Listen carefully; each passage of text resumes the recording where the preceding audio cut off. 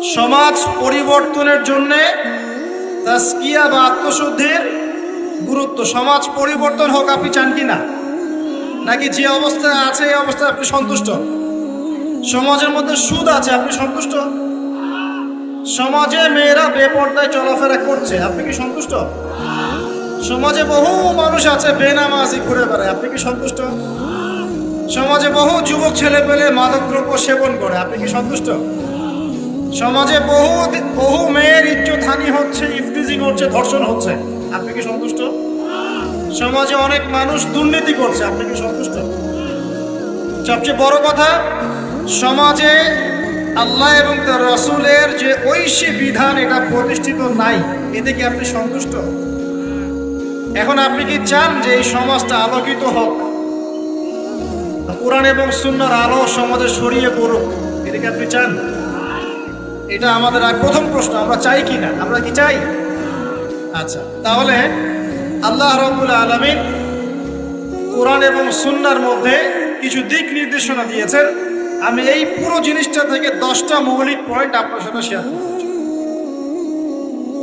আমরা যদি সামাজিক পরিবর্তন চাই, সর্বপ্রথম প্রয়োজন হচ্ছে তাজকিয়া বা আত্মশুদ্ধি।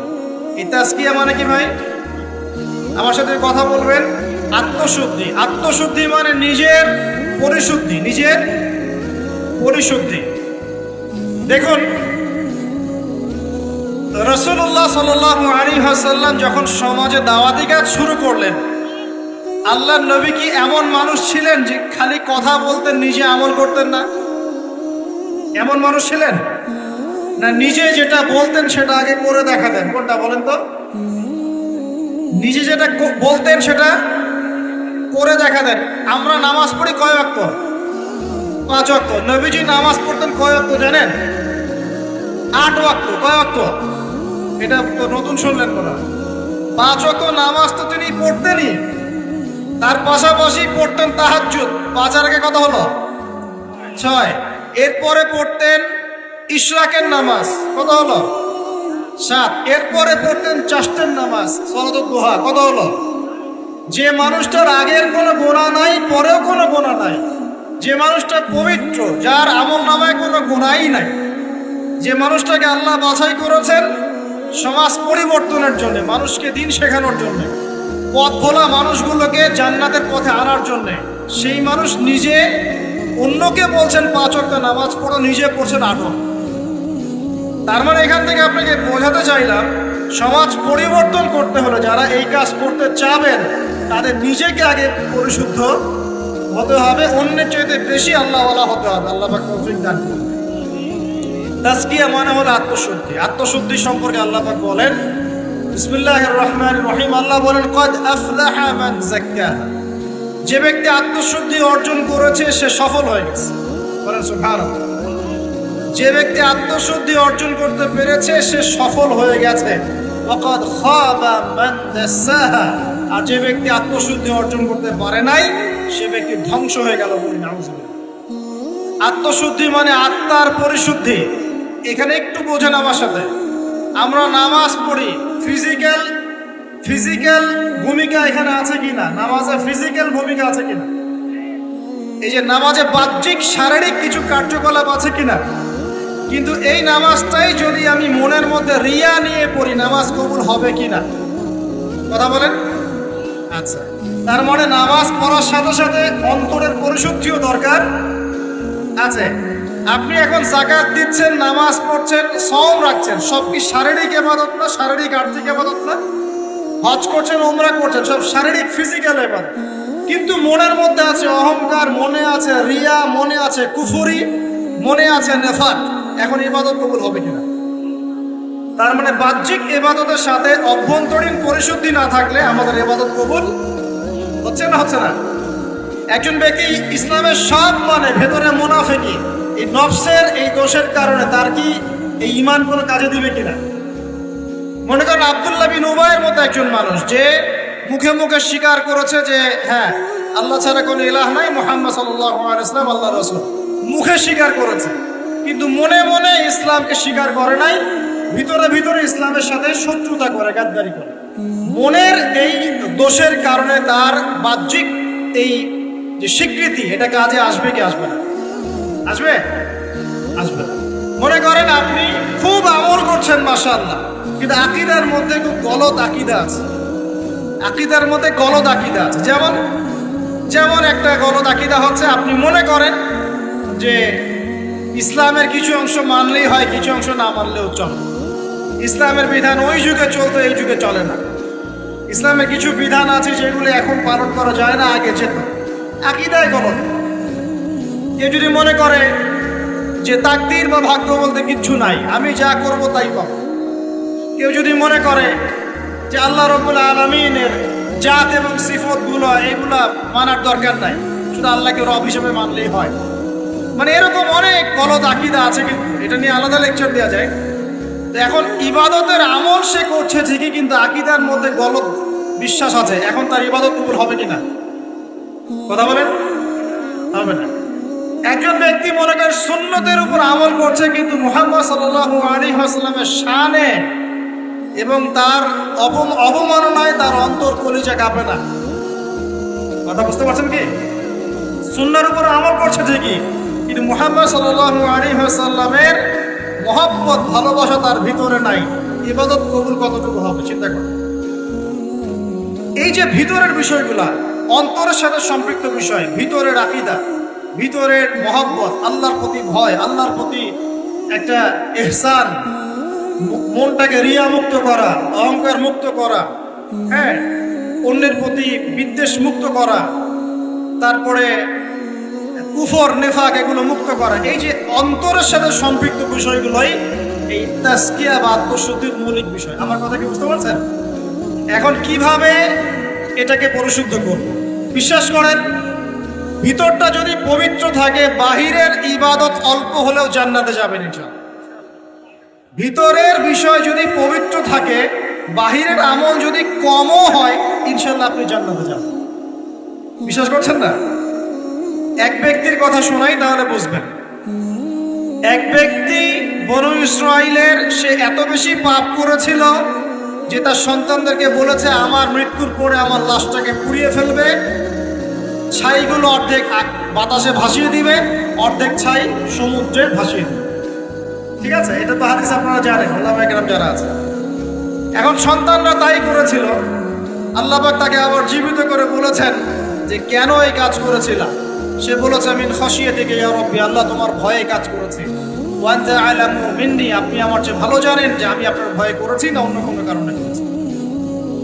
আল্লাহ পাকের ভয়ে সে এমন একটা কাজ করেছে যে কাজটা কিন্তু মনে হচ্ছে কুফরি, কারণ সে মনে করছে আল্লাহ তাকে আবার পুনরুত্থিত করতে পারবে না। তাই সন্তান থেকে বলছে আমাকে পুড়িয়ে ছাইটাই ভাসিয়ে দিস। আল্লাহ পাক বলছেন কেন করেছো? সে বলছে তোমার ভয়ে, আল্লাহ তোমার ভয় করেছে। আল্লাহ পাক তাকে বললেন তুমি যদি আমার ভয়েই করে থাকো, আর হ্যাঁ তুমি আমার ভয়েই করেছিলে, আজকে আমি তোমাকে মাফ করে দিলাম। যাও।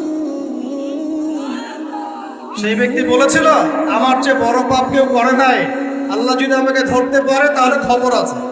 তার মানে তার ধারণা আল্লাহ তাকে ধরতে পারবে না, এটা কিন্তু কুফরি আকীদা। তারপরে আল্লাহ পাক তাকে কিন্তু মাফ করলেন। কেন? সে বলছে আল্লাহ আমি শুধু আপনার ভয়েই কাজটা করেছি, আর আপনি খুব ভালোই জানেন আমি আপনার ভয় করেছি। এই যে ভিতরের পরিশুদ্ধতার কারণে আল্লাহ বাইরের গুনাহটা মাফ করে দেন। আমার কথা বলে বুঝতে পারছেন? মানে ভিতর যদি পরিষ্কার হয়, পরিচ্ছন্ন হয় এবং আকীদা ঠিক থাকে, তাজকিয়া ঠিক থাকে, আমল অল্প হলেও ইনশাআল্লাহ জান্নাতে যাবো। খুশি হন নাই? তা একবার বলেন সুবহানাল্লাহ। এবার আসেন কিভাবে এটা অর্জন করতে পারি। এক নাম্বার, তাজকিয়া বা আত্মশুদ্ধি অর্জনের প্রথম কাজ হচ্ছে, সর্বপ্রথম কাজ সেটা হলো নিজেকে নিয়ে ফিকির করবেন, অন্যের ফিকির বাদ দিবেন। কি বললাম ভাই?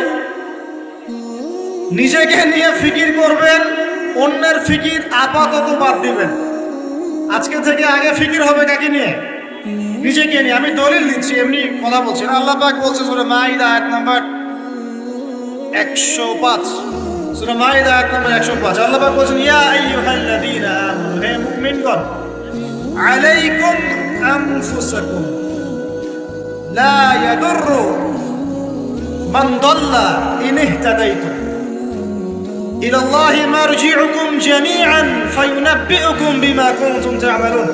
আল্লাহ পাক বলেন, হে মুমিনগণ, হে তোমরা যারা ঈমান এনেছো, আলাইকুম আনফুসাকুম, আগে তোমরা নিজেরা নিজেদের নফসের খবর নাও। কি বলছেন আল্লাহ পাক? নিজেরা নিজেদের নফসের খবর নাও। লা ইয়াদুররু মান দাল্লা ইন ইহতাদাইতুম, কেউ যদি পথভ্রষ্ট হয়ে যায় এতে তোমার কোনো ক্ষতি নাই, আগে নিজের খবর নাও, নিজের নফসের খবর। তাহলে প্রথম কাজ কি ভাই? আমার সাথে বলেন। এবার নিজের নফসের একটু খবর নেই ভাই, আমার সাথে বলেন দেখি, কার কার বয়স এখানে 20 বছর ক্রস করেছে? হাত তোলেন, হাত নামান। এবার কার কার বয়স 30 বছর ক্রস করেছে?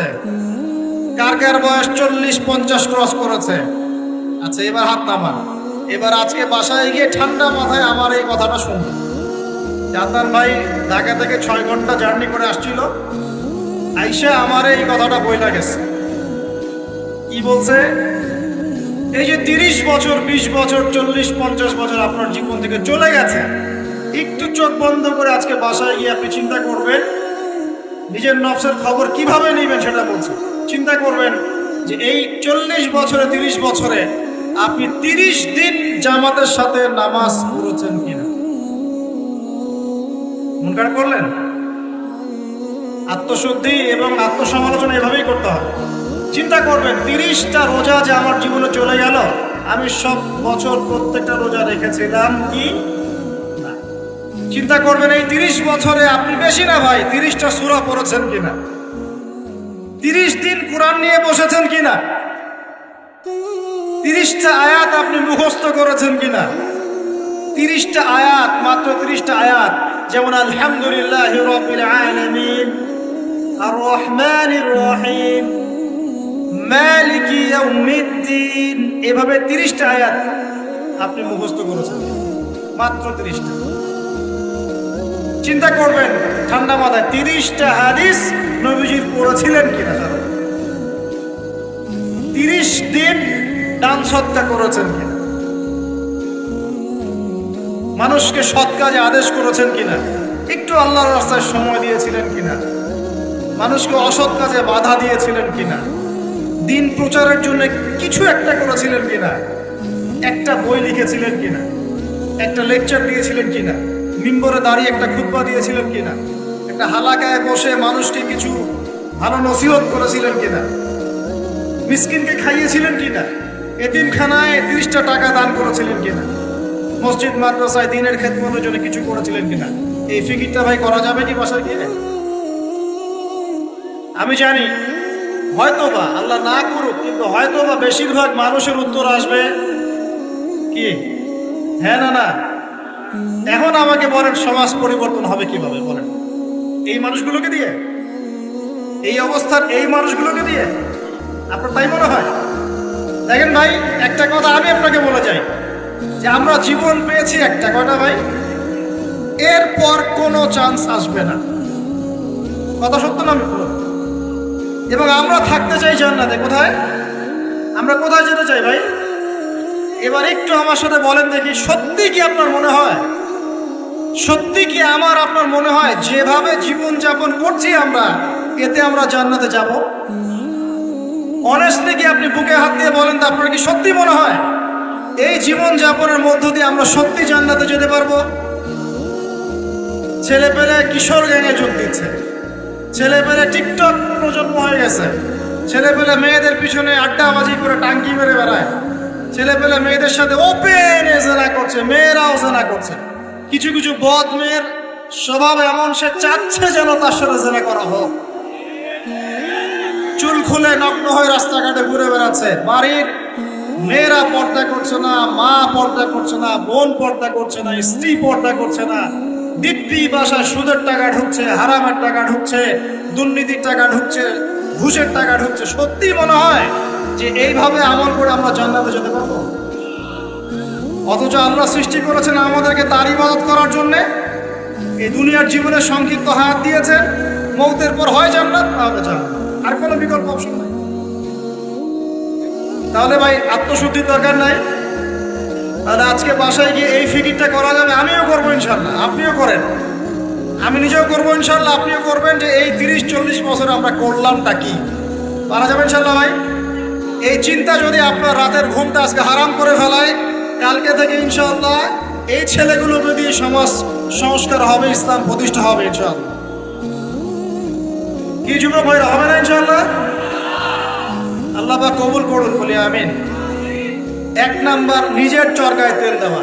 অন্যের কথা পরে কে কি করে, নামাজ পড়ে কিনা, কে কি বলে লেকচারে, কার কি সমালোচনা করা যায়, সব বাদ।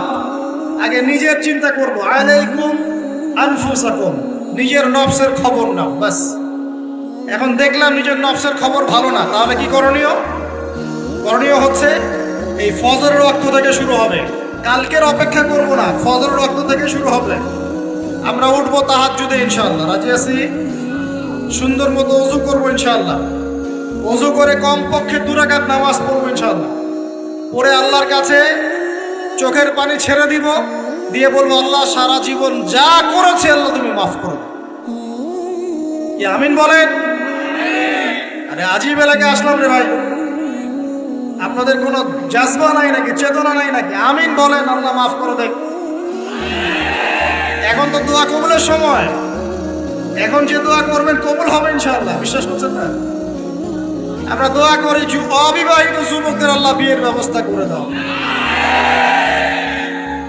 শাবাশ। আমরা দোয়া করি যে বেকার যুবক যারা, তাদেরকে আল্লাহ রিজিকের ব্যবস্থা করে দাও। আল্লাহ যেসব মেয়ে দিনী বোনদের বিয়ে শাদী হচ্ছে না, তাদেরও বিয়ের ব্যবস্থা করে দাও।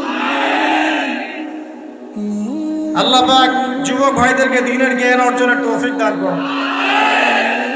সামনে হজের মৌসুম আসতেছে, অনেকে হজে যাবে ইনশাআল্লাহ, আমাদেরকেও যাওয়ার তৌফিক আল্লাহ দান করুন। আল্লাহ রাব্বুল আলামিন আমাদের যুবক ভাইদেরকে আগামী দিনে বাংলার জমিনে দ্বীন কায়েমের জন্য কবুল করে দেন, আমিন। উলামায়ে কেরামের মধ্যে আল্লাহ মহব্বত বাড়ায় দেন, দলে দলে বিভক্তিগুলো বন্ধ করেন।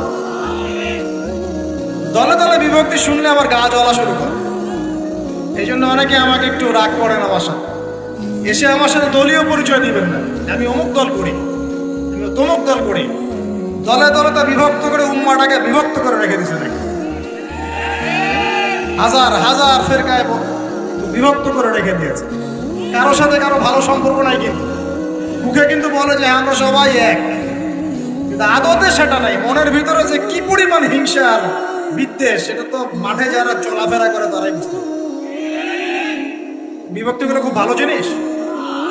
হ্যাঁ, আপনি একটা মানে ফাউন্ডেশন করছেন বা অ্যাসোসিয়েশন করছেন বা পলিটিক্যাল একটা দল করেন, ইটস ওকে, এটা মানুষ করতে পারে। তাই বলে অন্যদের সাথে কি হিংসা বিদ্বেষ পোষণ করে বিভক্তি বাড়াতে হবে? সবার সাথে একটা হৃদ্যতাপূর্ণ সম্পর্ক রাখা যায় না? হ্যাঁ, আমিও মাশাআল্লাহ দিনের কাজ করছি, ওই ভাইও করছে মাশাআল্লাহ, আলহামদুলিল্লাহ। তার দ্বারা কিছু খেদমত হচ্ছে, আমার দ্বারা হচ্ছে, তার দ্বারা হচ্ছে। ইনশাআল্লাহ একদিন যখন আল্লাহ পাকের পক্ষ থেকে মনোনীত কোনো নেতা আসবে, তখন সবাইকে ঐক্যবদ্ধ করবে ইনশাআল্লাহ। আল্লাহ পাক সেই নেতৃত্ব নিয়ে আসুন, বলি আমিন। দোয়া করা যায় না? আল্লাহ পাক নিয়ে আসবেন ইনশাআল্লাহ। আর যদি দেখি যে আসছেই না, তাহলে নেতা হইতে হবে। যখন মাঠে নেতা নাই, তখন নেতা হতে হবে। নেতা হওয়ার আপনারা যোগ্যতা অর্জন করেন, পড়াশোনা করেন।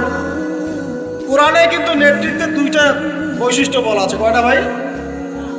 তালুতের কথা মনে আছে? তালুত আর জালুত সূরা, কোন সূরা আছে বলেন? কেউ বলতে পারবে? এই যুবক ছেলেটা বলো, কোন সূরা আছে? মাশাআল্লাহ, সূরা বাকারায়। শোনেন, বনু ইসরাইল মুসা আলাইহিস সালামের পরের নবীকে বলছেন, ওই নবীর নাম ইউশা বিন নুন, যে হে নবী, আমরা আল্লাহর পথে জিহাদ করতে চাই। কি করতে চাই? এই শব্দ তো কোরআনে নাই, আছে না নাই?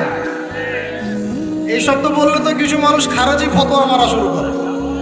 বড় মুশকিল আছে এদেরকে নিয়ে। আমি আশ্চর্য একটা জিনিস, ইবাদতকে সন্ত্রাস বানাই দিলেন কিভাবে? ইবাদতকে সন্ত্রাস বানালেন কিভাবে? পশ্চিমের টাকা খেয়ে? হ্যাঁ, পশ্চিমারা যা বোঝায় তাই বুঝতে হবে। ইসলামের সংজ্ঞা ব্যাখ্যা ওরা দিবেন, আমরা দিব? সুবহানাল্লাহ। ব্রিটিশ আমলে আমাদের বাপ দাদারা যে ওদেরকে পিটিয়ে বের করেছিল তারা কি সন্ত্রাসী ছিল? আমাদের বাপ দাদা সন্ত্রাসী ছিল? বলেন তো। জুলুমের বিরুদ্ধে কেউ দাঁড়িয়ে গেলে সে সন্ত্রাসী হয়? এই যে 1971-এ আমাদের সাথে জুলুম হয় নাই, তখন বাংলার মানুষ যার যা ছিল তাই নিয়ে মাঠে নামে নাই, তো বাংলার সেই ফ্রিডম ফাইটাররা কি সন্ত্রাসী হয়ে গেছিল? প্যালেস্টাইনের ভাই বোনদেরকে দীর্ঘদিন থেকে একদম স্টিম রোলার পিছায় ফেলা হচ্ছে। রমজান মাসে দেখলেন কি হলো? রমজান মাসে বেচারা নামাজ পড়তে গিয়েছে লাঠি পেটা করে মসজিদ থেকে বের করতে। আল আকসা মসজিদ ওর বাপের মুসলমানদের। এখন ওই যে যারা একটু পাথর টাথর নিয়ে ঢিলাঢিলি করে ওরা সন্ত্রাসী হয়ে গেছে, আর যারা মুসলমানদেরকে পিটাই বের করে দিল ওরা হলো মানবতার সেবক। এই সংজ্ঞা শিখায় আমাদেরকে। যাই হোক, বাদ দেন, ওইদিকে না যাই। ওইদিকে বললে আমি একটু মানে কি বলবো, কি বলে এটাকে, আউটবাস্ট হয়ে যায় আর কি। মানে ভিতরের ক্রোধটাকে দমায় রাখতে পারি না। মাঝে মাঝে এমন হয় যে ভিতরের এগ্রেশনটা ধরে রাখতে পারি না, কিন্তু আপনাদের স্বার্থে ধরে রাখতে হয়। কারণ কোনো কিছু না হওয়ার চেয়ে কিছু হওয়া ভালো, কোনো কিছু না হওয়ার চেয়ে কিছু হওয়া ভালো, এই স্বার্থ চিন্তা করে চুপ করে থাকি। কিন্তু একটা জিনিস মাথায় রাখবেন, আল্লাহ রাব্বুল আলামিন এই বিশ্বে পরিপূর্ণ ইসলাম প্রতিষ্ঠা না করা পর্যন্ত কিয়ামত দিবেন না ইনশাআল্লাহ। এই জিনিসটা মাথায় ভালো করে ঢুকায় নিন। এরপরে ইসলামের এগেইনস্টে যা করা করতে থাকেন, আল্লাহ এটা করবেন ইনশাআল্লাহ, কোনো সন্দেহ নাই। লা শাক্কা ফীহি, এর মধ্যে কোনো সন্দেহ। কার দ্বারা করবেন, কিভাবে করবেন, আল্লাহু আ'লাম বিস-সাওয়াব, আমরা জানি না। এখন তালুতকে আল্লাহ পাক মনোনীত করলেন। ইউশা বিন নুনকে বনু ইসরাইল বলছে, আল্লাহর পথে আমরা যুদ্ধ করতে চাই, আমাদের জন্য নেতা দাও একটা। তখন ইউশা বিন নুন বলছে, আমি যদি নেতার জন্য দোয়া করি তোমরা তো আবার পৃষ্ঠপ্রদর্শন করে পালায় যাবা, তোমাদেরকে চিনি ভালো করে, আমরা তোমাদেরকে ভালো করে চিনি। তখন বনু ইসরাইল বলছে, না আমরা এটা করবো না। কেন করবো? ওয়াকাদ উখরিজনা মিন দিয়ারিনা, আছে না সূরা বাকারায়, আমাদেরকে আমাদের ঘর বাড়ি থেকে বের করে দেওয়া হয়েছে, আমরা কেন পিছিয়ে পড়বো? তখন আল্লাহর কাছে তিনি দোয়া করলেন, আল্লাহ পাক তালুতকে নেতৃত্ব দিলেন। কাকে? তালুত। আর এই যে তালুতকে নেতৃত্ব দিয়েছেন, এই নেতৃত্ব দেওয়ার পর আল্লাহ পাক বললেন যে তালুতকে আমি দুইটা স্পেশাল গুণ দিয়েছি। কয়টা ভাই? তার মানে নেতৃত্বের স্পেশাল গুণাবলী কয়টা?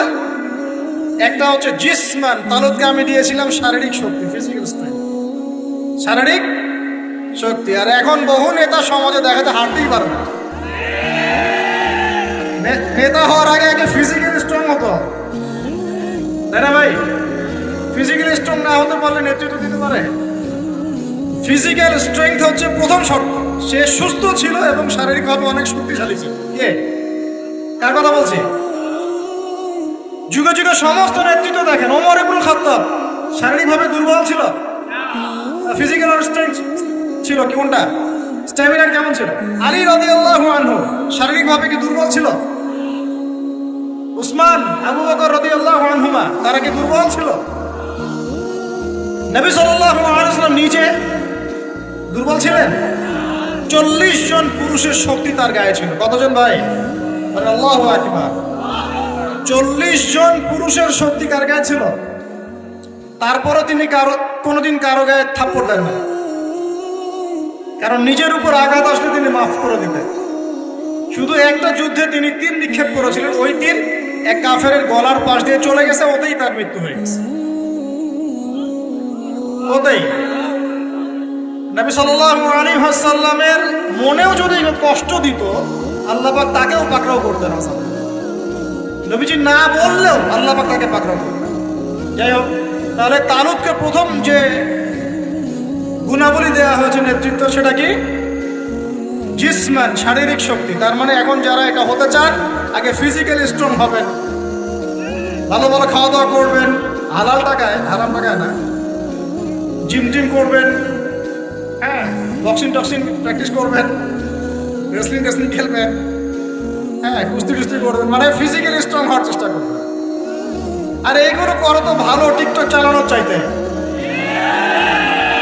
সকালে উঠে যদি আমরা একটু গ্রাউন্ড দিয়ে দৌড়াদৌড়ি করি, মাঠে ফুটবল খেলেন, বা একটু ফিজিক্যাল কসরত করেন, জিম করেন, কাজটা ভালো না? এটা ওই টিকটক হচ্ছে ভালো না? বসে বসে ফেসবুক উতানো আর এই যে পর্ন দেখাচ্ছে ভালো না? এই জন্যই বলি এগুলো ভালো, এগুলো করেন, তা ওইগুলোতে চাই। এটা হলো 1 নম্বর জিসমান মানে ফিজিক্যাল স্ট্রেংথ। 2 নম্বর ইলমান জ্ঞান। কি লাগে ভাই তাহলে দুইটা? একটা জিসম, একটা ইলম। এখন আমাদের এই দুইটা না থাকলেও চলে, খালি জনগণ বললেই হলো যে আপনার চরিত্র ফুলের মতো পবিত্র, তাই না ভাই? এই দুটোর একটা না থাকলেও চল। আল্লাহ পাক আমাদের সবার উপরে এমন এমন সব নেতৃত্ব নিয়ে আসুন যাদেরকে আল্লাহ পাক শারীরিক শক্তি এবং জ্ঞানের শক্তি দান করছে। বলি আমিন। দোয়া করতে সমস্যা আছে? যাকেই নিয়ে আসুক, সে যদি ফিজিক্যালি শক্তিশালী হয়, তার মধ্যে জ্ঞান থাকে, সে ইসলাম প্রতিষ্ঠা করে, আমার কোনো সমস্যা আছে? কোনো সমস্যা না। আমরা দোয়া করবো আল্লাহ পাক তাকে দীর্ঘ নেঘাত দারাজ করুন। আমিন। আর যদি দেখি যে কোনো নেতাই নেই, তাহলে নেতা হতে হবে। কি হতে হবে? আল্লাহ পাক তৌফিক এনায়েত করুন। আমাদের যুবক ভাইদেরকে আল্লাহ কবুল করুন। আমিন। তাজকিয়া অর্জন হচ্ছে সমাজ পরিবর্তনের মূল জিনিস। আর এই তাজকিয়া অর্জনের জন্য প্রথম কাজ হলো নিজের চরকায় আলাইকুম আনফুসাকুম, নিজেকে নিয়ে ভাবুন, নিজেকে নিয়ে ভাবুন, বাস নিজেকে নিয়ে ভাবুন। নিজের কবরকে নিয়ে ভাবুন, আপনার আমলনামা নিয়ে ভাবুন। এই বিগত জিন্দগিতে কি করেছি এটা ভাবেন, সামনের জীবনে কি করতে পারি এটা ভাবেন। এখন মনে করেন আপনি চিন্তা করলেন যে না, আমার জীবনে ভালো কাজ খুব কম আছে। আপনার বলে গিয়েছিল, আমি মিলিয়েছি খাতা কলম নিয়ে, দেখলাম ভালো কাজ খুব বেশি নাই। এখন কি করতে হবে আপনাকে? প্রথম কাজ আমার সাথে বলেন আস্তাগফিরুল্লাহ।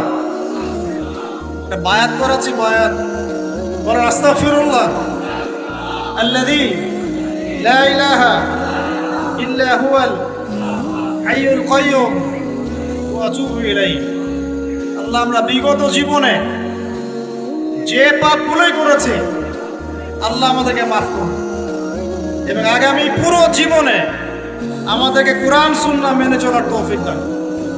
পারা যাবে তো ইনশাআল্লাহ? এখন থেকে আর 5 ওয়াক্ত নামাজ ছাড়বো না ইনশাআল্লাহ। রাজি আছি? সম্ভব হলে জামাতে পড়বো, যদি জামাত কোনো কারণে পড়া পসিবল না হয় অন্তত পক্ষে বাসায় পড়বো ইনশাআল্লাহ। প্রতিদিন 5 টাকা 10 টাকা হলেও দান খয়রাত করবো ইনশাআল্লাহ। প্রতিদিন একজনকে হলেও দাওয়াত দিব ইনশাআল্লাহ। প্রতিদিন একটা করে ভালো কাজের আদেশ করবো ইনশাআল্লাহ। একটা করে হলেও খারাপ কাজে নিষেধ করবো ইনশাআল্লাহ। প্রতিদিন একটা পৃষ্ঠা করে হলেও কোরআন পড়বো ইনশাআল্লাহ। 1 পৃষ্ঠা হলেও হাদিস পড়বো ইনশাআল্লাহ। 1 পৃষ্ঠা হলেও ইসলামিক কোনো বই পড়বো ইনশাআল্লাহ। আর গার্লফ্রেন্ডের নাম্বার মোবাইল থেকে ডিলিট করে দেবো ইনশাআল্লাহ। ঠিক আছে ভাই? যত রকম আজে বাজে কাজ, আড্ডা মারা, এই পর্ন দেখা, হ্যাঁ, আপনার মাদকদ্রব্যের আসর, খারাপ ফ্রেন্ড সার্কেল, গুন্ডামি মাস্তানি, সব থেকে তওবা করলাম। আল্লাহ কবুল করুন। আমিন। আগে নাম্বার ডিলিট করে, এটা প্রথম কাজ। এই ফিতনা থাকলে সমস্যা। এটা কেমন ফিতনা আপনাকে বলাই, আমি বুঝাই, শুনেন। এটা এমন ফিতনা যে অবৈধ অবস্থাতেও ফিতনা সৃষ্টি করতে পারে, বৈধ অবস্থাতেও করতে পারে। অতএব খুব সাবধান। নবী সাল্লাল্লাহু আলাইহি ওয়াসাল্লামের এই হাদিসটা মাথায় রাখেন। নবীজি বলেছেন, শোনেন ভাই, আমি পুরুষদের জন্য নারীদের চাইতে ভয়ঙ্কর কোনো ফিতনা রেখে যাচ্ছি না। ব্যাস, এখন কি করবেন? কলেজের সামনে দাঁড়া থাকবেন? আমি পুরুষদের জন্য নারীদের চাইতে ভয়ঙ্কর কোনো ফিতনা রেখে গেলাম না। কে বলেছেন? আমি কি তার চেয়ে ভালো সমাজ বুঝবো? অতএব আমার পরামর্শ ভাই, ভালো কাজে ব্যস্ত থাকেন, নিজের আমলনামা গোছান, পাপ ছেড়ে দেন, ভালো কাজে এবং দিনই কাজে মেহনতের সাথে থাকেন। সামর্থ্য হয়ে গেলে বিয়ে শাদী করে নেন। সামর্থ্য হয়ে গেলে বিয়ে শাদী করে নেন। একটা করবেন, একটা ভাই। অনেক আলেম এখন অনেক কথাই বলছে, ঠিক আছে? আমি পরামর্শ দিচ্ছি, একটাই কইরেন, একটাই। এখানে একটা আবেগী কথা বলি, আবেগী কথাটা শোনেন, যদি প্রথমত আপনি রিজিকের সোর্স তালাশ করবেন, এরপর আল্লাহর কাছে সেজদায় কান্নাকাটি করবেন, আল্লাহকে বলবেন আল্লাহ আমার জন্য উপযুক্ত, যে আমার জীবনে আসলে দুনিয়া আখেরাত দুটোই সুন্দর হয়ে যাবে। আল্লাহ এমন কোনো মেয়ে বা স্ত্রী আল্লাহ তুমি আমার জীবনে এনে দাও, এই দোয়া আল্লাহর কাছে করো। এরপর যখন পাত্রী যদি পছন্দ হয়ে যায় যে না সব দিক থেকে মাশাআল্লাহ তাকে পারফেক্ট মনে হচ্ছে, আপনি যদি মন থেকে তাকে ভালোবাসা শুরু করেন, ডানেও দেখবেন না আর বামেও দেখবেন না, ব্যাস তাকে নিয়ে জীবন কাটিয়ে দেবেন। করা যাবে ইনশাআল্লাহ। এখনকার সমাজে এটা একটা সমস্যা, কেউ কাউকে নিয়ে সন্তুষ্ট থাকতে পারছে না, স্বামী স্ত্রীকে নিয়ে না, স্ত্রী স্বামীকে নিয়ে। এই সমস্যাটা দূর হবে এভাবে।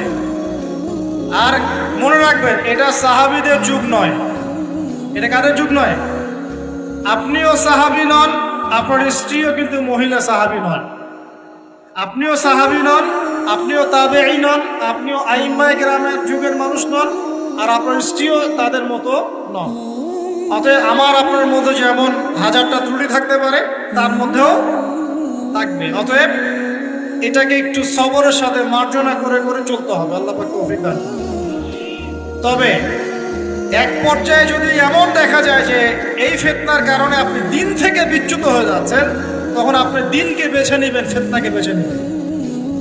কথা বুঝতে পারছেন ভাই? আল্লাহ তৌফিক দান করুন।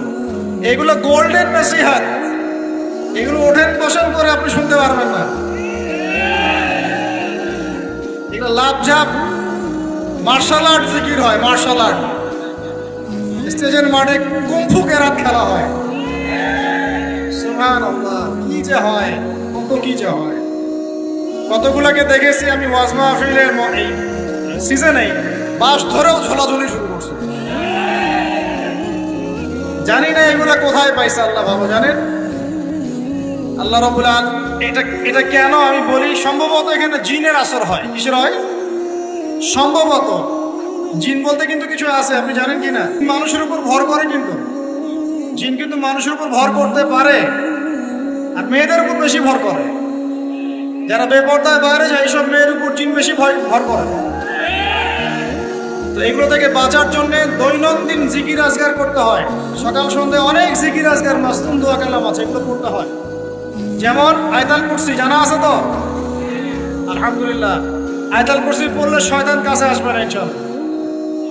সূরা ফালাক নাস ইখলাস জানা আছে তো? সকাল সন্ধ্যায় 3 বার করে ইনশাআল্লাহ। সূরা বাকারার শেষের 2 আয়াত জানা আছে? রাত্রে বেলা একবার। প্রেসক্রিপশন দিচ্ছি, বিনা হাদিয়াতে প্রেসক্রিপশন দিচ্ছি। এগুলো কবিরাজের কাছে নিতে গেলে ও তো হাদিয়া নিবে, আর ডাক্তারের কাছে গেলে বলবে অ্যান্টি ডিপ্রেশন একটা ওষুধ দিয়ে দিবে, ঘুমের একটা ওষুধ খাও, ঠিক হয়ে যাবে, রিল্যাক্স। কিন্তু সব রোগের ট্রিটমেন্ট মেডিকেল সায়েন্স করতে পারে না। রুকিয়া, বদনজর, জাদুগ্রস্ততা, সেহের, এগুলোর ট্রিটমেন্ট মেডিকেল সায়েন্স করতে পারে না। এগুলো ট্রিটমেন্ট কোরআন করবে, হাদিস করবে, দোয়া কালাম করবে।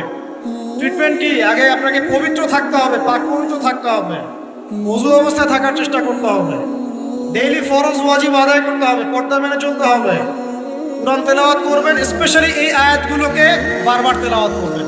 সূরা ফালাক, সূরা নাস, সূরা ইখলাস, আয়াতুল কুরসি, সূরা বাকারা শেষের 2 আয়াত, সূরা হাশরের শেষের 3 আয়াত।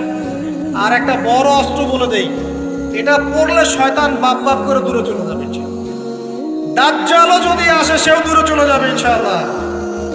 বলে দিব সূরা কাহফ এর প্রথম 10 আয়াত। সূরা কাহফের যত বড় জিন শয়তান হোক না কেন, ইবলিসের বাপও যদি আসে, সূরা কাহফের 10 আয়াত পড়বেন, সে দূরে চলে যাবে। বিশ্বাস করছেন না? ইভেন এই যে করোনা ভাইরাস চলেছিল না মাঝখানে, ওই সময় কিন্তু আমরা দেশে সফর করেছি। লক্ষ বলবো না, বেশি হয়ে যাবে, হাজার হাজার মানুষের সাথে মুসাফা করেছি। এই যে এখানে আসলাম, অনেকে মুসাফা করলে যাওয়ার সময় করবেন কি না? এই যে বললো যে হাত মিলানো যাবে না, বললো না কয়দিন আগে? সবার মুখে পট্টি থাকবে, হাত মেলানো যাবে না, তাই না? করোনার সময় আমরা এভাবে ঘুরেছি, একদিনও জ্বর হয়নি আলহামদুলিল্লাহ। কিছু করেছি আর করি নাই, প্রতিদিন সূরা কাহফের 10 আয়াত পড়েছি। নিজেই কথা বললাম, এরকম কাজ হয় তো? প্রতিদিন সূরা কাহফের 10 আয়াত পড়েছি। আমি বলছি না এটাই পড়েন, এটাই পড়া সুন্নাত, এটা বলছি না। ব্যক্তিগতভাবে এটার উপর আমল করেছিলাম, আলহামদুলিল্লাহ, আল্লাহ পাক হেফাজত করেছে। অনেকে সূরা ওয়াকিয়া তেলাওয়াত করেন রাত্রেবেলা। সূরা ওয়াকিয়া তেলাওয়াত করার বদৌলতে রিজিক বাড়ে, রিজিক প্রশস্ত হয়। অনেকে আত্মীয়তার সম্পর্ক বজায় রাখেন, রিজিক প্রশস্ত হয়। অনেকে চাশতের নামাজ পড়েন, ওই যে 2 রাকাত সালাতুদ দুহা আদায় করেন, এর বদৌলতে দেখা যায় রিজিক প্রশস্ত হয়। অনেকে ওযু অবস্থায় থাকেন, রিজিক প্রশস্ত হয়। এক এক মানুষকে আল্লাহ এক একটা আমলের ওসিলায় আল্লাহ পাক তার মঞ্জিলে মাকসুদে পৌঁছায় দেন। তো আলহামদুলিল্লাহ, এটা একটা অস্ত্র। আল্লাহ পাক আপনাদের সবাইকে সূরা কাহফের উপর আমল করার তৌফিক দান করুন, আমিন। তো প্রিয় ভাই, শেষ করতে হবে, লম্বা করব না, আস্তে আস্তে ঘুরিয়ে নিচ্ছি। 1 নাম্বার কি কাজ? আত্মশুদ্ধি অর্জনের জন্য ভাই নিজের চরকায়, মানে নিজের নফসের খবর নিব, অন্যের কথা পড়ে আগে নিজে 5 ওয়াক্ত নামাজ পড়বো, নিজে রোজা রাখবো, নিজে যাকাত দিব, নিজে ইসলামের উপর প্রতিষ্ঠা থাকবো ইনশাআল্লাহ। এটা 1 নাম্বার। 2 নাম্বার, তাজকিয়া অর্জনের 2 নাম্বার কাজ হচ্ছে নিজের পরিবারে ইসলাম প্রতিষ্ঠা করা। কি বললাম বলেন?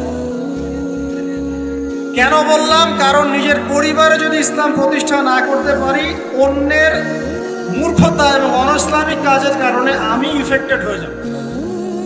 তাই নিজের পরিবারের মধ্যে ইসলাম প্রতিষ্ঠা করার চেষ্টা করতে হবে। আল্লাহ পাক তৌফিক দান করুন, বলি আমিন। আল্লাহ পাক সূরা তাহরিমের 6 নম্বর আয়াতে বলেছেন যে কু আনফুসাকুম, নিজে জাহান্নামের আগুন থেকে বাঁচো, ওয়া আহলিকুম নারা, তোমার পরিবারকে জাহান্নামের আগুন থেকে বাঁচাও। পরিবার আছে কার কার? হাত তুলেন দেখি। মাশাআল্লাহ, সবাই তো আছে। পরিবার মানে কি? স্ত্রী সন্তান কার কার আছে?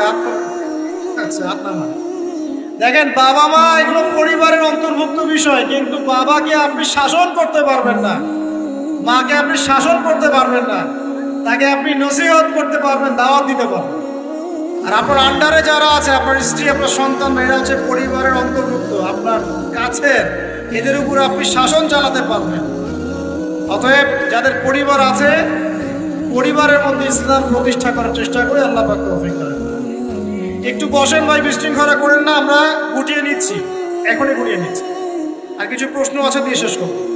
3 নাম্বার কাজ, আমার সাথে মনোযোগ দেন ভাই। 3 নাম্বার কাজ হচ্ছে নিয়মিত কোরআন তেলাওয়াত করা। নিয়মিত কোরআন তেলাওয়াত করা। আমার সাথে একটু ওয়াদা করেন তো ভাই, ডেইলি কমপক্ষে 1 ঘন্টা কোরআন তেলাওয়াত করবো ইনশাআল্লাহ। পারা যাবে? সবার বাসায় কোরআন আছে তো নাকি?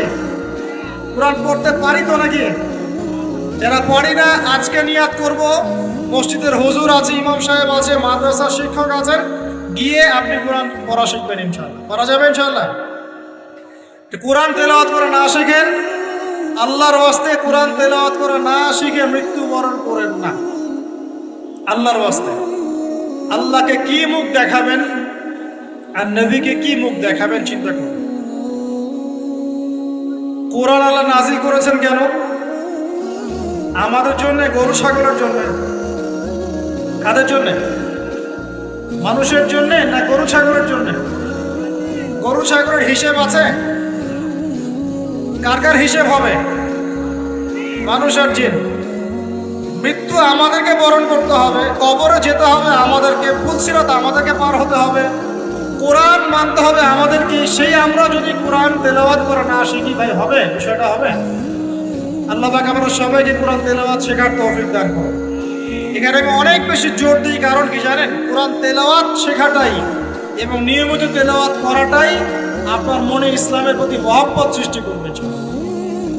এরপরে আপনি ইসলামের জন্য জীবনও দিতে পারবেন ইনশাআল্লাহ। কিন্তু এই অবস্থায় পারবেন না। এই অবস্থায় একটা দাবরানি খালি উল্টা দিকে দৌড় দেওয়া শুরু করবে। এখন পারবেন না। এখন বলতে পারবেন, হ্যাঁ নারায়ে তাকবীর, আল্লাহু আকবার, চলো রে, বাস। যখন মাঠে নামবেন, ওই দিক থেকে যখন কাউন্টার অ্যাটাক আসবে, দেখবেন নাই, আপনি শেষ। অতএব কোরআনের চর্চা, তেলাওয়াত বেশি বেশি বাড়াতে হবে। আল্লাহ তৌফিক দান করুন। 3 নাম্বার। 4 নাম্বার ভাই, দৈনন্দিন জিকির আজগারগুলো ছাড়বো না ইনশাআল্লাহ। দৈনন্দিন জিকির আজগার ছাড়বো না। কেমন? দৈনন্দিন 100 বার বলবো সুবহানাল্লাহ। পারা যাবে? 100 বার সুবহানাল্লাহ বললে 1000 নেকি হবে ইনশাআল্লাহ। দৈনন্দিন 100 বার বলবো আস্তাগফিরুল্লাহ ওয়া আতুবু ইলাইহি, পারবো তো ইনশাআল্লাহ? দৈনন্দিন কমপক্ষে সকালে 10 বার, সন্ধ্যায় 10 বার দরুদ ইব্রাহিম পড়বো ইনশাআল্লাহ, পারবো? দৈনন্দিন পড়বো সুবহানাল্লাহি ওয়া বিহামদিহি সুবহানাল্লাহিল আযীম, পারা যাবে? দৈনন্দিন পড়বো লা হাওলা ওয়ালা কুওয়াতা ইল্লা বিল্লাহ, পারবো? ডেইলি পড়বো লা ইলাহা ইল্লাল্লাহ ওয়াহদাহু লা শারীকা লাহ লাহুল মুলকু ওয়া লাহুল হামদ ওয়া হুয়া আলা কুল্লি শাইইন কাদির, পারা যাবে?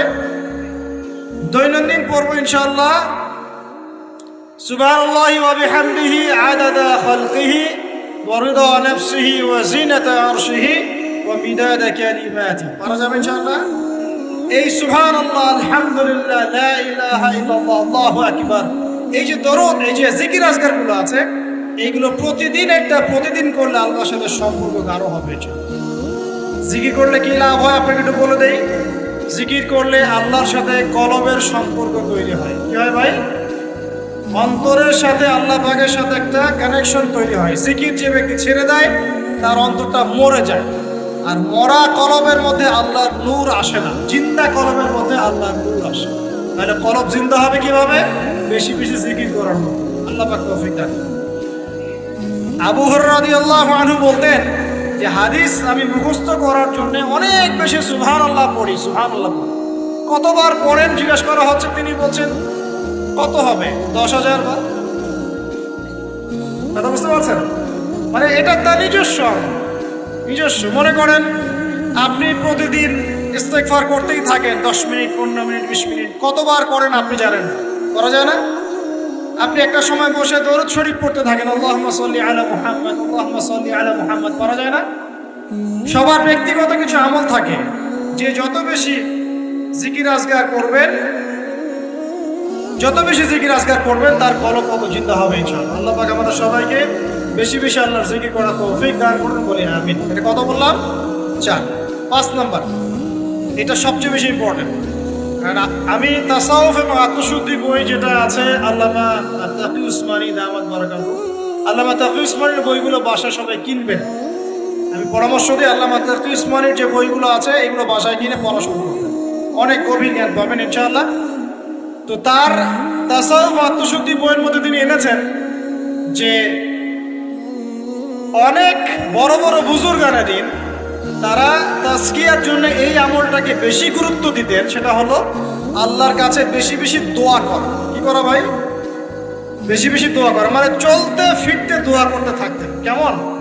যেমন ধরেন যে এমনও বুজুর্গ ছিলেন, আলেমে দ্বীন ছিলেন, যারা রাস্তায় হাঁটছেন, বাজারে যাচ্ছেন, বাজারে যাওয়ার সময় আল্লাহকে বলছেন, আল্লাহ বাজারে যাচ্ছে, বাজারে আমার কেনাকাটা যেন সহজ হয়। আমরা কি বাজারে যাওয়ার সময় এরকম কথা বলি? বাসায় ঢুকছেন, বলছেন আল্লাহ বাসায় ঢুকছি, বাসার পরিবেশটা যেন ভালো থাকে, এখানে যেন গিয়ে কোনো বিপদের খবর না আসে। আল্লাহ আমি মানে ব্যবসায় যাচ্ছি, আজকের ব্যবসাটা আল্লাহ যেন সুন্দর হয়, ভালো হয়। মানে প্রতিটা কাজেই তারা দোয়া করতে থাকে। বুঝতে পারছেন না কথা? প্রতিটা কাজেই দোয়া করতে থাকেন যে আল্লাহ আমার জুতার ফিতা ছিঁড়ে গেছে, আমার জুতার ফিতা দাও। আল্লাহ আমি খুব ক্ষুধার্ত, আল্লাহ ভালো খাবারের ব্যবস্থা করো। আল্লাহ আমি খুব পিপাসার্থ, আমার জন্য একটা ভালো হালাল পানির ব্যবস্থা করো। আল্লাহ আমার সন্তানটা অসুস্থ, আল্লাহ তাকে শেফা দিও। আল্লাহ আমি স্ত্রী সন্তানকে রেখে সফরে আসছি, আল্লাহ বাসায় তুলে থেকে হেফাজত করো। মানে প্রতিটা কাজের প্রতিটা চিন্তা আল্লাহর সাথে শেয়ার করো। এটা যে যত বেশি করতে পারে তার সাথে আল্লাহ পাকের সম্পর্ক তত বেশি পাবে। আর এটা করলে 3টা লাভ। কটা লাভ ভাই? যে দোয়াটা করবেন হয় সাথে সাথেই আল্লাহ পাক আপনাকে দিবেন, না হলে এই দোয়ার ওসিলায় আপনার তাকদীরের কোনো বিপদ আল্লাহ দূর করে দিবেন। মনে করেন আপনি দোয়া করেছেন, আল্লাহ আমাকে কালকে এই ব্যবসার এই কাজটা তুমি সলভ করো। কালকে গিয়ে দেখলেন সেই কাজটা আপনি পান নাই।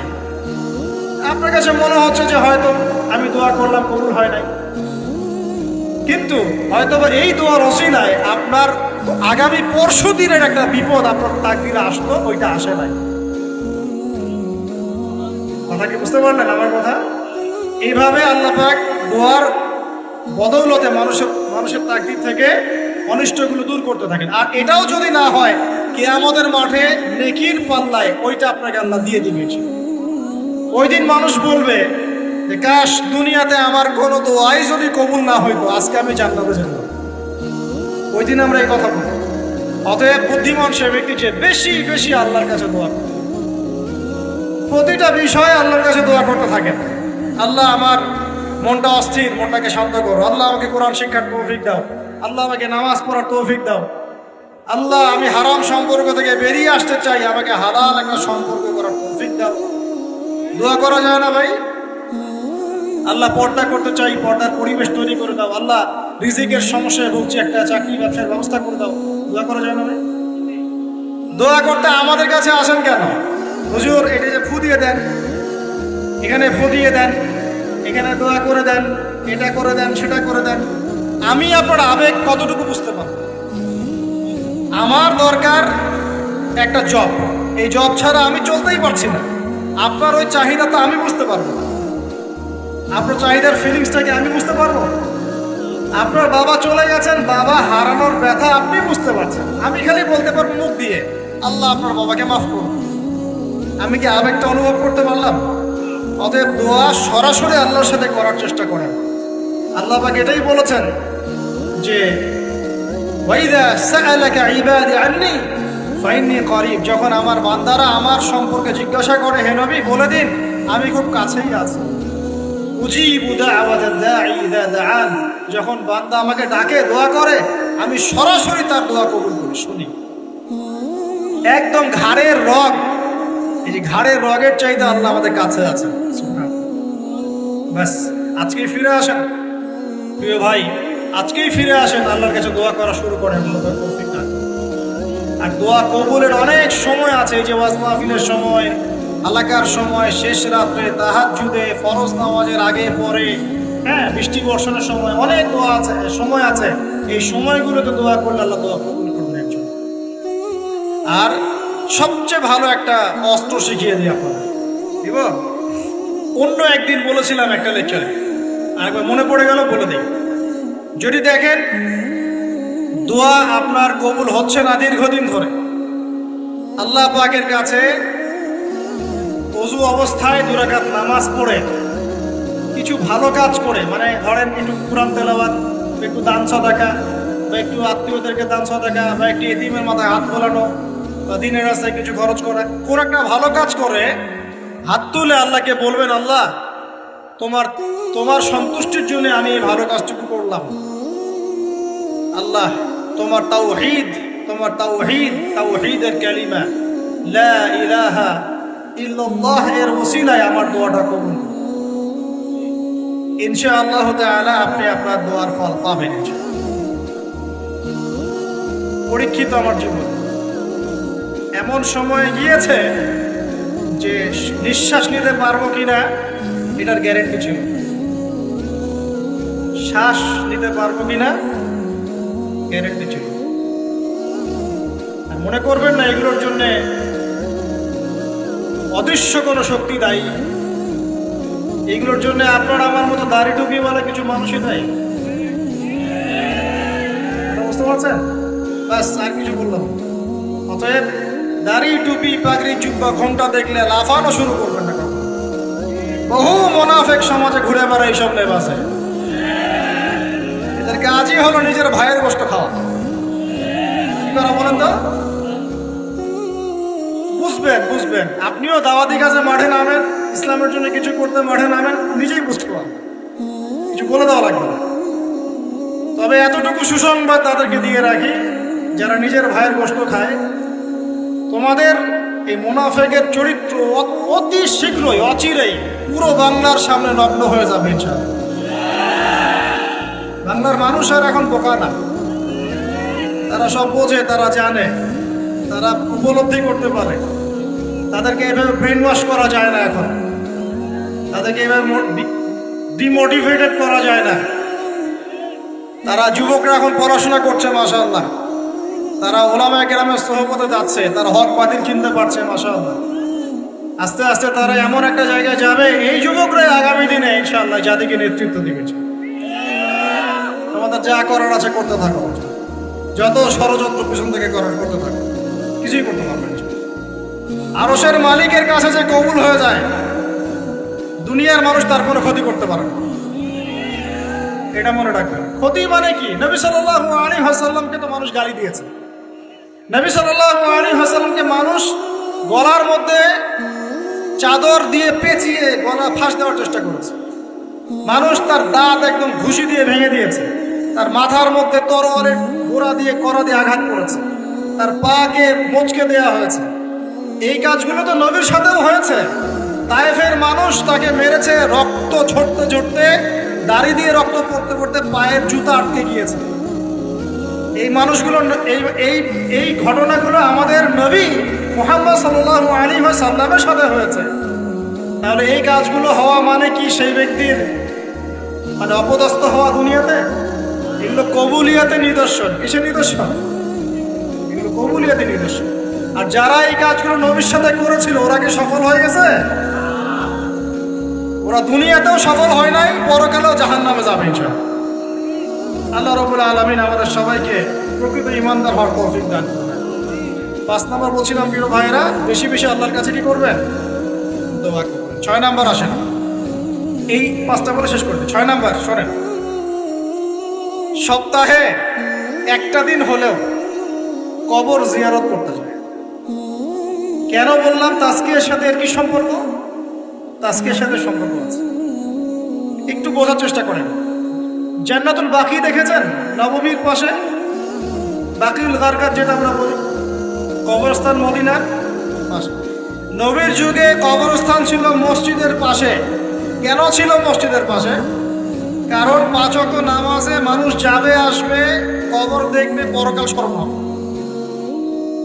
এখন কবরস্থান আমাদের সমাজের ওই দূরে বাইরে, বছরে একদিন আপনি যান না। আর এই জীবনটা বস্তুবাদী, সকাল থেকে ওঠা ঘুমানো পর্যন্ত খাওয়া দাওয়া ফুর্তি করা, খালি বস্তুবাদী বিষয়গুলো। এগুলো আমাদেরকে মৌত থেকে ভুলিয়ে রাখে, পরকাল থেকে ভুলিয়ে রাখে। তাই মাঝে মাঝে কবর জিয়ারত করলে আপনার কবর, এটা বন্ধ করো প্লিজ, মাঝে মাঝে কবর জিয়ারত করলে আপনার পরকালের কথা কি হবে? স্মরণ হবে। তখন আপনারও ফিকির হবে যে আমাকেও একদিন এখানে আসতে হবে এবং ইনশাআল্লাহ এই জন্য প্রস্তুতি গ্রহণ করা আমার উচিত। এই ফিকিরটা মনে হবে না? এখন কি মনে হয়? এখন মনে হচ্ছে না। আল্লাহ পাক আমাদের সবাইকে মাঝে মাঝে হলেও অ্যাটলিস্ট কবর জিয়ারত করে পরকালকে স্মরণ করার তৌফিক দান করেন। 7 নাম্বার, 7 নাম্বারটাও অনেক বেশি ইম্পর্টেন্ট। এটা শোনেন, 7 নাম্বারটা হচ্ছে বেশি ইম্পর্টেন্ট। এটা সেটা হলো আল্লাহওয়ালা কিছু মানুষ আছে দুনিয়াতে, আছে না? যে মানুষগুলো আত্মশুদ্ধি, যাদের মধ্যে আত্মশুদ্ধি আছে, যারা আল্লাহওয়ালা পরহেজগার, যাদের মধ্যে হিংসা বিদ্বেষ এই বিষয়গুলো খুব কম, এবং যারা কোরআন সুন্নাহ নিয়ে গবেষণা করেন, মানুষকে ভালো কিছু দেওয়ার চেষ্টা করেন, এই মানুষগুলোর সাথে সম্পর্ক রেখে তাদের সাথে সহবতে চলবেন। তাদেরকে দেখে আপনি শিখতে পারবেন। সবকিছু বইপত্র করে হয় না, কিন্তু ওলামায়ে কেরামের কাছাকাছি গিয়ে সহবতে গিয়ে দিন শিখতে হবে। আল্লাহ পাক তৌফিক দান। সাহাবীরা কিন্তু বইপত্র পড়ে কোরআন হাদিস শেখেন নাই, জানেন? তারা কোরআন হাদিস এগুলো শিখেছেন স্বয়ং নবীকে দেখে শিখেছেন। দেখে শিখেছেন না? তার পরের জেনারেশন সাহাবীদেরকে দেখে শিখেছে, তারপরের জেনারেশন তাবেঈদেরকে দেখে শিখেছে, তারপরের জেনারেশন তাবেঈদেরকে দেখে শিখেছে। এইভাবে আস্তে আস্তে আস্তে আস্তে এই সিলসিলা চলে আসছিল। এখন আমরা কি করি? ইন্টারনেট দেখে শিখি। কি দেখে শিখি? একটা মাসআলা জানতে চান, বাস ঢুকলেন ইউটিউবে, ফেসবুকে, তখন দেখলেন ওই মাসআলা নিয়ে 10 আলেমের 10 রকম মন্তব্য। মাথা খারাপ এখন, তাই না ভাই? তারপরে দেখেন যে অমুক যা বললো তমুকের বিরুদ্ধে। আর মাশাআল্লাহ কিছু ননসেন্স ইউটিউবার আছে, কমন সেন্স নয়, ননসেন্স, কিছু ননসেন্স কমন সেন্স হীন ইউটিউবার কিছু আছে, ফেসবুকের আছে। কি টাইটেল দেওয়া লাগবে সেটাও জানে। অমুক তমুককে ধুয়ে দিল, মানে ওয়াশিং মেশিন, ডিটারজেন্ট পাউডার, অমুক তমুককে ধুয়ে দিল। তমুককে আবার যে ওয়াশ করলেন তমুক, অমুককে এই করলেন। বাপরে, মানে কি একটা অবস্থা। এই জন্য যে ইউটিউবিং এর কথা বলছো না, ওই যে ইউটিউবার আমাদের অফিসিয়াল যারা আছে ওদের সহ আমরা অচির একটা অ্যানাউন্সমেন্ট নিই। ইউটিউবিং করতে চাও, ভিডিও রেকর্ড করতে চাও, ইনশাল্লাহ এমন একটা সিস্টেম তোমাদের সামনে আমি লঞ্চ করতে যাচ্ছি। এই সিস্টেম পার করে তোমাদেরকে আসতে হবে রেকর্ড করার জন্য। এই সিস্টেমের মধ্যে প্রথম কি থাকবে জানেন? 40 দিন নামাজ পড়ছে কিনা আমাকে দেখাতে হবে। বেনামাজি তোমার সাথে ইউটিউবে কি সম্পর্ক? তোমার সাথে দিন দিন প্রতিষ্ঠার কি সম্পর্ক? দিন কায়েমের কি সম্পর্ক? তোমার দ্বারা দিনের কোনো কাজ নাই। 40 দিন নামাজের রিপোর্ট পেশ করবা যে নামাজ পড়ছি ভাই 40 দিন। আগে হবে রিটেন পরীক্ষা। লিখিত পরীক্ষার মধ্যে আমি 6টা সাবজেক্ট ফিক্স করছি। 1 নম্বর কোরআন, 2 নম্বর হাদিস, সহজ বেশি কঠিন না, প্রাইমারি জিনিস। 3 নম্বর সিরাত নবীর জীবনী, 4 নম্বর ইসলামের ইতিহাস, 5 নম্বর ফিকহ, আর 6 নম্বর হচ্ছে আকীদা। এই 6টা বিষয়ের কিছু কিতাব আছে, বেসিক কিতাবগুলো দিয়ে দেওয়া হবে, বাসায় পড়াশোনা করবে, করে 1 মাস 2 মাস পরে পরীক্ষা দেবে। আগে দেখবো জ্ঞানের কি অবস্থা। ওই যে নেতৃত্ব দেওয়ার কয়টা গুণা বলেন, একটা লাগবে ইলম, একটা জিসম। দিনের যে কাজ করবে দিন বুঝে কিনা এটা তো আমাকে দেখতে হবে, তো দিনের জ্ঞান আছে কিনা এটা তো আমাকে বুঝতে হবে, দিন আমল করে কিনা আমাকে তো জানতে হবে। নামাজও পড়ে না, দিনের জ্ঞানও নাই, ওকে তো রেকর্ড করতে দিলে মাথা খারাপ হবে। ও কোন কন্টেন্ট কোথায় লাগাবে, কোন টাইটেল কোথায় দিবে মাথা। আর এটা তো মিডিয়ার যুগ, মানুষ তিলকে তাল মানে রেখে দেবে। যদি বলি এখন যে মাশাআল্লাহ আমরা একটা জান্নাতি পরিবেশে বসে আছি, দেখবেন কিছু বলদ বলে ফেলবে কালকে সাতক্ষীরা আর মাটিকে জান্নাতের সাথে তুলনা করলে আবুত হবে। কথা বুঝতে পারেন না? এই হলো অবস্থা। ইন্টেলেকচুয়াল অবস্থা আমাকে জানতে হবে তো। আগে রিটেন পরীক্ষা দিবে, তারপর ভাইবার পরে আমরা কিছু ক্রাইটেরিয়া দিব। এই রুলস এবং রেগুলেশনস মেনটেন করে করতে বললে করবে, আদারওয়াইজ না। শোনেন, দুষ্ট গরুর যে শূন্য গল অনেক ভালো। আর এই জিনিসগুলো আমি প্রথমে এত কঠোর ছিলাম না। বিগত 2-3 বছর এই সারা দেশ ঘুরে আমার যে তিক্ত অভিজ্ঞতাগুলো হয়েছে, এগুলো আমাকে এভাবে ভাবতে বাধ্য করেছে। এখন মনে করি এগুলো আল্লাহর পক্ষ থেকে কল্যাণই ছিল, আলহামদুলিল্লাহ। অভিজ্ঞতাগুলো না হলে এগুলো শিখতে পারতাম না। সুবহানাল্লাহ। আর বলতে যাচ্ছি না, ভিতরে অনেক কিছু আছে, পরে চায়ের কাপে আলোচনা হবে ইনশাআল্লাহ, ঠিক আছে? আচ্ছা বাদ দেন। এখন শোনেন, এখন 7 নম্বর যেটা বলছিলাম, রসুলরা সাহাবীদেরকে দেখে শিখেছে। সাহাবীরা রাসূলকে দেখে শিখেছে। সাহাবীরা রসুলকে দেখে শিখেছে, তাবেঈরা সাহাবীদেরকে দেখে শিখেছে, তারপরের জেনারেশন তাদেরকে দেখে শিখেছে। এখন আমরা যদি দিন শিখতে চাই, খালি বই পুস্তক পড়লে হবে না, খালি ইউটিউব ফেসবুক ঘাঁটলে হবে না। আলেম ওলামার কাছে যেতে হবে, সিলেবাস কেন্দ্রিক পড়াশোনা করতে হবে। কি সিলেবাস? এই 6টা সাবজেক্ট বললাম না ভাই। কোরআন পড়েন, এটা একটা সিলেবাসের অন্তর্ভুক্ত বিষয়। হাদিস পড়েন, সিলেবাসের অন্তর্ভুক্ত বিষয়। আপনাকে আকীদা বই পড়তে হবে, সিরাতের বই পড়তে হবে, ফিকহের বই, আর ধরেন ইসলামের ইতিহাস। এই জিনিসগুলো একটু পড়াশোনা করে ক্লাসিক্যাল ওলামায়ে কেরাম যারা, কোন ওলামায়ে কেরাম ক্লাসিক্যাল যারা, মানে হকপন্থী ওলামায়ে কেরাম যারা সকালে একটা ফতোয়া দিয়ে রাত্রে আরেকটা দেয় না, এই টাইপের না আর কি। বাতাস এদিকে ব্যাস ওইদিকে, বাতাস ওইদিকে এই টাইপের না। 5 বছর আগে এক কথা বলতো, 5 বছর পরে দেখা যায় না বাবা এখন এই কথা ভুলেও বলা যাবে না। তো এই টাইপের কথা বলছি না, যারা সর্বদাই হকের উপর থাকার চেষ্টা করে, মানুষ হিকমা অবলম্বন করতে পারে, হকের উপর থাকার চেষ্টা করেন, এই হকপন্থী ওলামায়ে কেরামের সোহবতে গিয়ে দিন শেখার চেষ্টা করেন। এবং এই ওলামায়ে কেরাম প্রত্যেক ঘরানাতেই আছে, প্রত্যেক ঘরানাতেই হকপন্থী ওলামায়ে কেরাম আছেন। আপনারা আলেমদের মধ্যে বিভক্তি সৃষ্টি করবেন না, বরং সবাইকে ভালোবাসার চেষ্টা করুন। এখন তো শুরু হয়েছে আলেম পূজা, শাইখ পূজা। যে যে আলেমকে পছন্দ করে, যে যে শাইখকে পছন্দ করে, ব্যাস চোখ বন্ধ করে ওইখানে আর ডাইনে যাবে। এখন সে সঠিক বললেও সঠিক, বেঠিক বললেও সঠিক। এই একটা সমস্যা শুরু হয়েছে। সংকীর্ণ হলেন কেন? এত সংকীর্ণ হলেন কেন? ইসলাম তো সংকীর্ণ না, এটা তো বৈচিত্র্যময়। এখানে আপনি পরিপূর্ণ জ্ঞান পেতে হলে তাকে খোলা মন লালন করতে হবে, যে যেখানেই হক পাবো সেটাই নিব ইনশাআল্লাহ, হক যেখানে পাবো সেখানে নিব ইনশাআল্লাহ। আমি হককে সীমাবদ্ধ করে ফেললাম কেন? যে আমার শায়েখ যা বোঝেন এই চাই, এর বাইরে কিছুই না। এটা করতে গেলে কি হবে জানেন? পয়সার এক পিঠ দেখবেন, আর এক পিঠ তো দেখবেনই না, তখন আপনি মাহরুম হয়ে যাবেন। তবে হ্যাঁ এটাও বলে রাখি যারা একেবারেই সাধারণ মানুষ, একদম সাধারণ কোনো মানুষ, যার এলেম কালাম নাই, কোরআন হাদিস পড়তে জানেন, এমন মানুষ আছে না, একদম রুট লেভেলের, তাদের জন্য অবশ্যই উচিত যে কোনো অন্তত একজন আলেমকে ফলো করা, অন্তত একজন আলেমকে ফলো করা। কারণ আপনি তো কিছু বুঝেন না, কোরআন সুন্নাহ বোঝেনই না, কিছু পড়তেও পারেন না, বুঝতেও পারেন না, কিছুই পারেন না। অতএব একজন আলেমকে আপনি ফলো করে চলেন, ইনশাআল্লাহ আল্লাহ মাফ করবেন, ইনশাআল্লাহ। হ্যাঁ, যদি কখনো জানতে পারেন যে আপনার সেই ফলো করা আলেমের অমুক মাসআলাটা কোরআন সুন্নাহর বিরুদ্ধে চলে গেছে, বা এর চেয়েও ভালো কোনো বিশুদ্ধ মাসআলা আছে, তাহলে সেটা আপনি আমল করবেন, সমস্যা নেই। তাই বলে বিভক্তি বাড়াবেন না। 7 নাম্বার বলেছিলাম ওলামায়ে কেরামের সোহবতে থাকার চেষ্টা করেন। 8 নাম্বার হচ্ছে ভাই, মনের মধ্যে হিংসা, বিদ্বেষ, রিয়া, অহংকার, এই খারাপ রিপুগুলোকে দূর করতে হবে। পারা যাবে কিনা ইনশাআল্লাহ?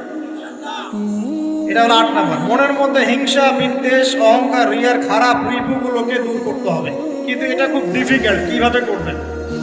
মনের মধ্যে চলে আসতে পারে, যদি চলে আসে পড়বেন আউযু বিল্লাহি মিনাশ শাইতানির রাজিম, পড়বেন আউযু বিল্লাহিস সামিউল আলিম মিনাশ শাইতানির রাজিম, পড়বেন আউযু বিকালিমাতিল্লাহিত তাম্মাতি মিন শাররি মা খালাক, পড়বেন বিসমিল্লাহিল্লাযী লা ইয়াদুররু মা ইসমিহি শাইউন ফিল আরদ ওয়ালা ফিস সামা ওয়া হুয়াস সামিউল আলিম, পড়বেন আমানতু বিল্লাহি ওয়া রাসূলিহি। এই যে দোয়া কালামগুলো পড়বেন, ইনশাআল্লাহ মনের মধ্যে এই সমস্যাগুলো চলে যাবে, ওয়াসওয়াসার একটা রোগ চলে যাবে ইনশাআল্লাহ।